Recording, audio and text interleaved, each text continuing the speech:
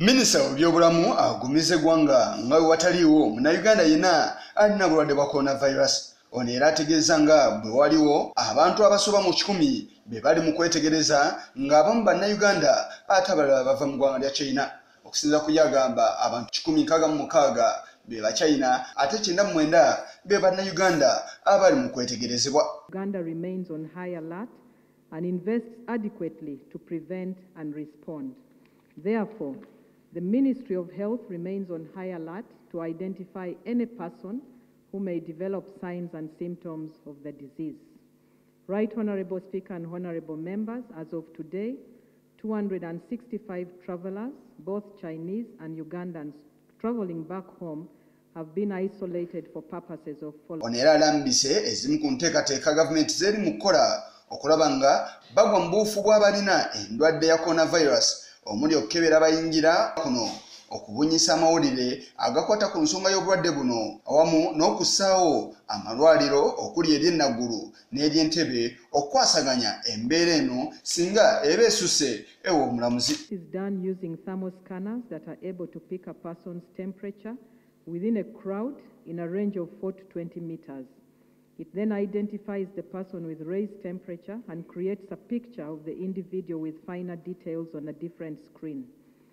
We have 4 of such. A health worker monitors images generated by the scanner from a different screen.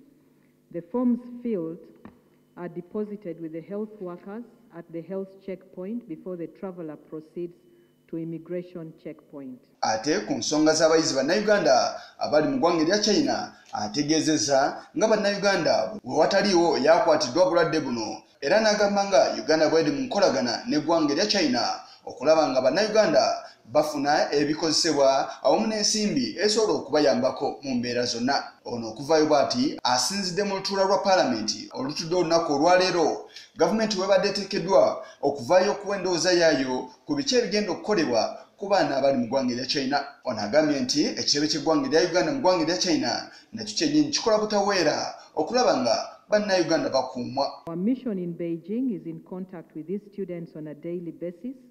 They created a WhatsApp group called WeChat, which enables them to chat. There is an officer who has been designated by the mission to follow up, and the officer is called Ambassador Phil Kanyonzi. I've attached his telephone number. The Ministry of Foreign Affairs also has contacts of the next of kin of these students. No Ugandan student in Wuhan has yet contracted the disease. Mungeri emu alaze nga Uganda bw'etalina tekinologiya asobola kukwasaganya mbeera eno era nti tebalina kirowoozo kyonna kyakuzza kuno bannayuganda abali mu ggwanga erya China. Advised to assess their capacity to handle the outbreak, bearing in mind that repatriation of persons from Wuhan city into the country may potentially be introducing the virus into the country. Movements from the homes where people are isolated to the airport is no guarantee that one may not get infected or even acquire infection from one another once on the plane during transportation. Therefore, decisions to repatriate should take Ono alambise bisaliddwawo gavumenti okulaba nga bannayuganda bali bulungi. But not to one city since it is on a lockdown. Emirates requires 2 months to avail a chartered flight. Qatar Airways suspended flights to China. Ethiopian Airways and Kenyan Airways are non-committal on charter services. Fly Dubai has no flight to China. However, we also found out the costs of chartering a plane depending on the size, and the airlines say China is far and only the big airlines can go to China. Otogeera kati obulwadde bwa coronavirus bwaweereddwa dda erinnya eppya nga babuyita COVID era nga bannachina bangi abafudde obulwadde buno n'abalala bakyapookya n'obulwadde bwe bumu.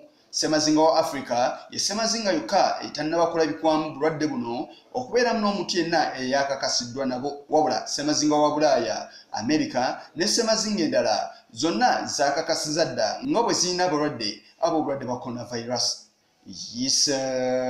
Kigongo ku lwa Channel 44 Oluguru.